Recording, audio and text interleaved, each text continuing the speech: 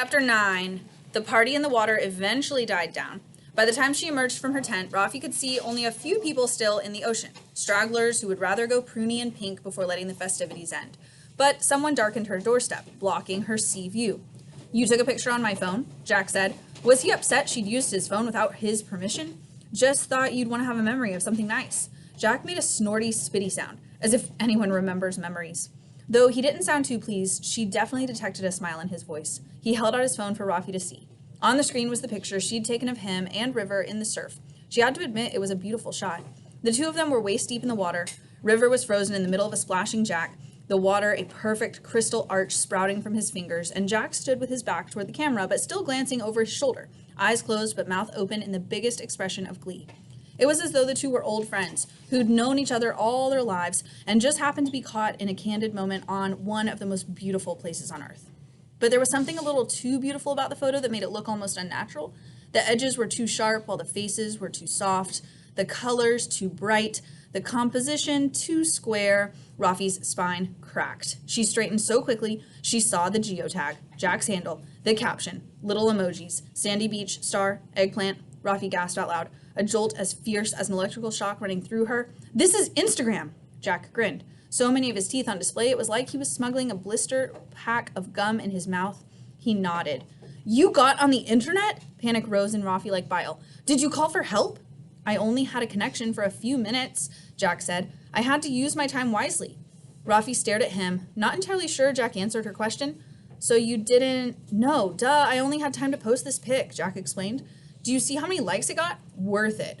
The page was frozen, and no matter how many times Jack thumbed the screen, nothing moved or blinked on or off. "How did you get on the internet?" Rafi asked. Jack took back his phone and admired the picture like it was a newborn baby. "Somebody named Peggy." Rafi did not like to run, especially not in sand, and definitely not in the world's most poorly made, not quite staffed, chafy t-shirt, but she did so anyway to get to the other end of the beach as quickly as she could. She found Peggy sitting under their flimsy clothesline tent, exactly where she'd left them this morning. Only now they were preoccupied with a small object balancing between their thumb and index finger. When Rafi got close enough, she realized it was a fidget spinner. It spun, and the randomness of it, along with its spinning, was almost hypnotic. But Rafi snapped out of it, remembering why she'd come here in the first place. "The internet," Rafi said. "You got it to work?" "Yep." "Were you able to contact anyone?" "Connection was spotty." Peggy spun the spinner once more. "I'll get it working perfectly, though. It'll just take a bit more time." All the breath Rafi had been holding came out in one go, but the relief she felt was replaced almost instantly with dread, so that now it felt like her breath had been vacuumed out of her. She had to tread carefully with what she said next. "You can't let anyone have it." Peggy's spinner stopped spinning, and they cast their lazy eyes on Rafi's frazzled ones. Why? Rafi hadn't thought this far ahead. She had no good reason why they shouldn't try hard to make contact with the outside world. Rafi hadn't thought this far ahead. She had no good reason why they shouldn't try hard to make contact with the outside world. She had only the truth, which included her own selfish desires. But Peggy was practically a friend. If Rafi was going to reveal anything about her ulterior motives for staying on this island, it would be to a friend, a sounding board, someone with a clearer head who could potentially talk Rafi out of it if her idea was too outrageous. Because if everyone leaves the island, then River will leave the island. And if River leaves the island, then I won't get my interview with him. And if I don't get my interview with him, my podcast will be a failure. The fidget spinner slipped off its axis of Peggy's index finger. "You really are off the rails, aren't you?" Guess maybe it was more outrageous than Rafi realized. "Please," she said, "I just need a little bit more time. This isn't just about my podcast. This is about exposing a killer and holding him accountable. It's about," she didn't want to sound too dramatic, but justice. "Relax." Peggy tossed the spinner to the side where it crashed, landed on the sand. They stood and dusted off the back of their shorts. "I understand full well what it means to have internet on this island, and even though your plan is deranged," I don't know if deranged is the right word. "It is without question full-on deranged," Peggy continued. "I will help you." "You will?" "Sure," Peggy said. "I'm not exactly in a rush to get back home, and I like when things get a little deranged." Oh, Rafi's insides finally stopped feeling like they were being sucked out of her. "I'm not just going to give the internet to anybody who asks for it," Peggy said. "Not without a price." Rafi nodded, even though that wasn't exactly what she was hoping to hear. But she didn't worry too much. No, she didn't like the sound of the word price, but it wasn't like anybody here had anything of value to trade with. For now, Rafi was sure her plan was safe. A slow smile spread over Peggy's lips. Now, let's see how deranged things get. Chapter 10. Though Peggy had reassured her about the internet, being kept under wraps. Rafi was still too nervous about word getting out. Jack, for one, already knew, and he was a wild card. If he told even one other person, then it would be impossible to contain the spread. The more Rafi dwelled on the whole situation, the more worried she got. This wasn't just a wrench in her plans. This had the potential to ruin everything she'd worked so hard for. She was already down a couple grand, already sleeping on sand, going hungry, wearing the worst shirt possible. Rafi was sacrificing a lot for her story, but she was willing to do it all if it meant exposing who River truly was.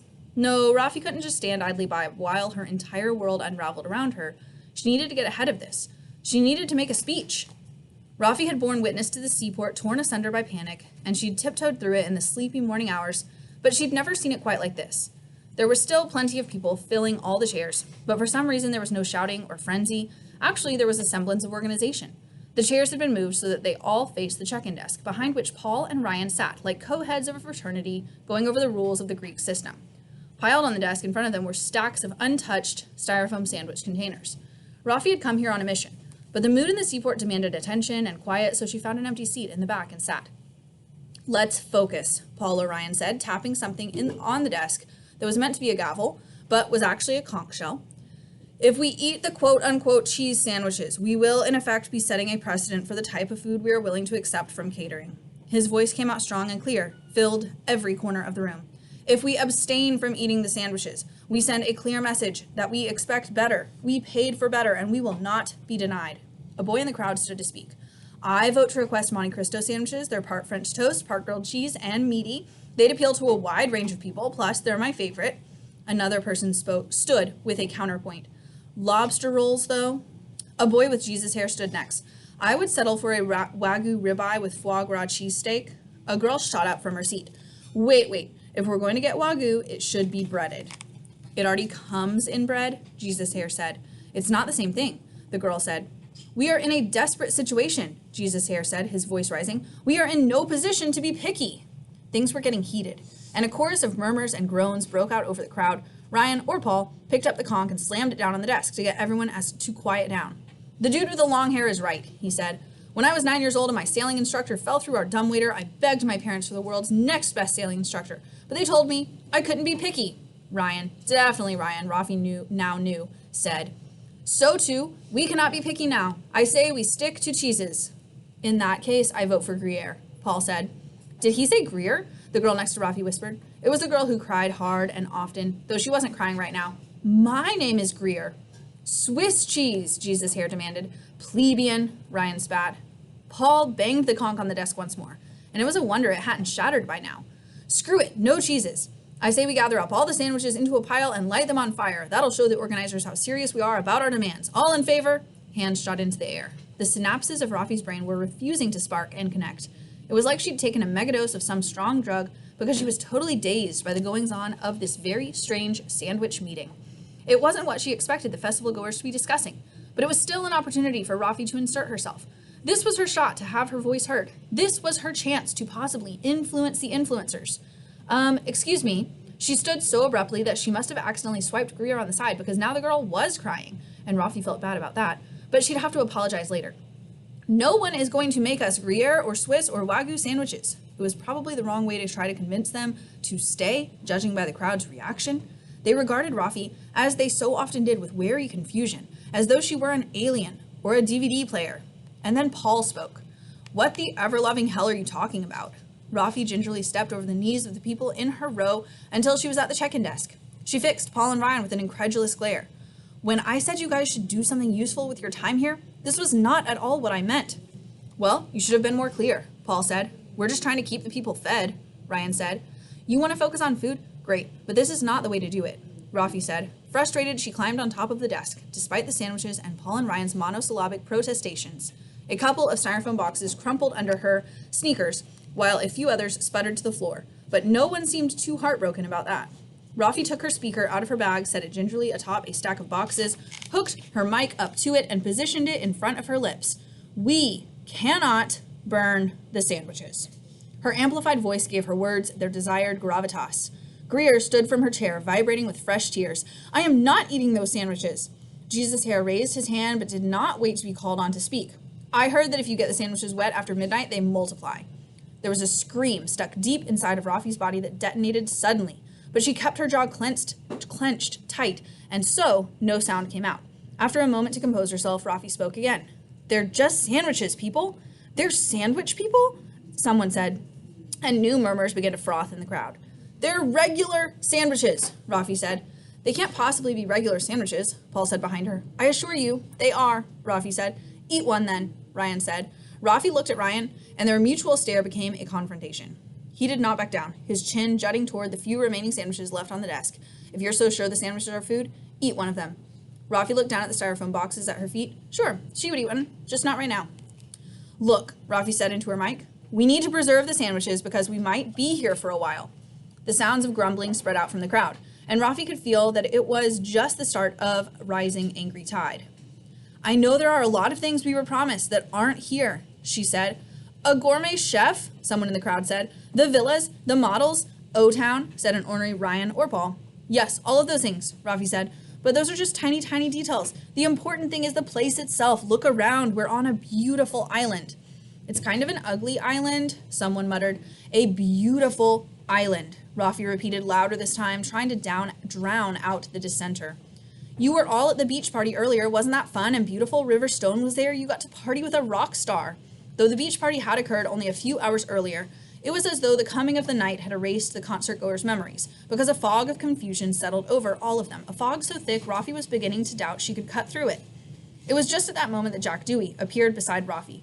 She hadn't even noticed him climb onto the check-in desk. In his hand, he held his phone, and she could see the still frozen post from his Instagram, the picture of him frolicking in the surf with River. "Oh no," Rafi whispered to herself.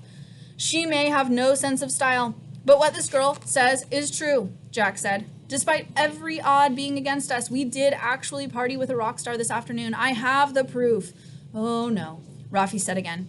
The irony of the moment hit her like a rogue baseball to the face, and she understood instantly that getting up in front of this crowd had been the wrong approach. She understood that Jack was obviously uncomfortable when someone else was the center of attention, that getting up on the desk had summoned him up here too, and he would now put a pin in her ploy.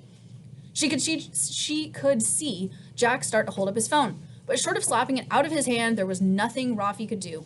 She couldn't think quickly enough, couldn't come up with any good reason to explain away the internet that he'd gotten access to. Maybe he wouldn't mention it. "Today, I got on the internet." A collective gasp rippled through the crowd.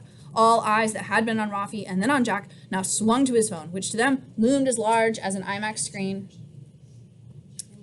"I posted this picture in the afternoon," Jack continued. "It has already reached 1.3 million likes." A million? When Rafi had seen the picture, it had been only at 1,000-something likes. She had so many questions, but the crowd had more. Erupting in a cacophony of voices, sounding surprised, excited, baffled. Rafi could be louder than them, though. Rafi had her microphone. "Wait, everybody listen." Her mic did the trick, and for once an analog device was enough to distract them from something as intangible as the internet.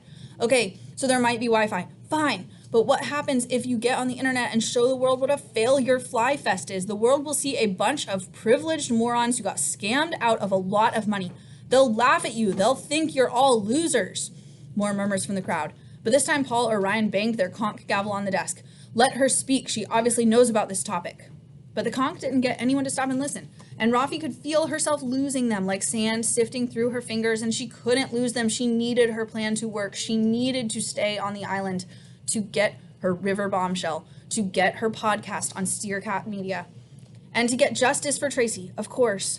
Rafi looked at Ryan and Paul, trying to settle everyone down. She eyed Jack and his phone. She even searched the crowd, desperate for a spark of inspiration, a final straw to grasp something that would put her message over the edge. One lone sentence carried over from the masses. "This is hella random." "Hella," Rafi said. At first, only Jack heard her, and he let his phone drop to the side, waiting for her to elaborate. Rafi brought the mic to her lips. "Hella is here," she announced. The crowd quieted down. "Hella Badid is here?" someone asked. Of course Hella Badid wasn't there. Hella Badid was too smart to fall for the Fly Fest scam. But Rafi swallowed her nerves, the truth, and nodded emphatically. "Hella Badid is here," she said. "What do you mean Hella Badid is here?" Jack asked. "I mean, I'm pretty sure I saw her," Rafi said. "Where?" Jack asked. "By the mountain." "By the mountain?" "Like, next to it," Rafi said. The lie seemed to fall apart almost as soon as it left her mouth, but it was picked up by her microphone, amplified and emboldened and capturing everyone's attention like a magnet. Where once the seaport was filled with loud complainers, they had now transformed into Rafi's captive, quiet audience. And then something strange happened. Something Rafi could not explain, but it was like someone up there had heard the points she was trying to make and put it upon themselves to add some special effects. A strange whooshing sound broke out outside, like dinosaurs were climbing to the top of the mountain, or like a huge angel with a scythe was thwacking its way through the jungle to kill them all. No one in the seaport could see what was going on, but they all heard it. Turning to each other and looking out over the open spaces for the source of the noise, Rafi took the noise and used it. That's them, setting the party up. And somehow her lone voice was enough to pull their collective attention away from the sound and back to her. The noise, as it were, went away almost as soon as it came, leaving a stunned silence and all eyes back on Rafi. Hella's here, she went on, and that obviously means that Fly Fest is still happening. The lie did not make Rafi feel bad. Instead, it filled her with hope, and she could sense the same feeling in her audience. The festival organizers are obviously in a part of the island we haven't checked yet, like the top of the mountain. They're still setting up, came a boy's voice. Yes, Rafi said. So why don't we wait? Let's wait till Hella and the crew are ready to accept us. Because if we show the world the real circumstances here, that we're without proper food and shelter and safety, I promise you, you will never live it down. But if the festival is still happening, then don't you want to be here for that moment? You saw what happened on Jack's Instagram when he posted a pic of him partying with a rock star. 1 million likes. It was 1.3 actually, Jack said. 1.3. We could all get 1.3, Ravi said. Just please don't try to go on the internet just yet. Let's wait. She liked the way it sounded, like a political campaign phrase, something hopeful, a promise of excitement. And as she watched the crowd with bated breath, she felt as though she maybe just probably won an election. And then, all at once, the crowd ran for the exit in a mass stampede, demanding the internet.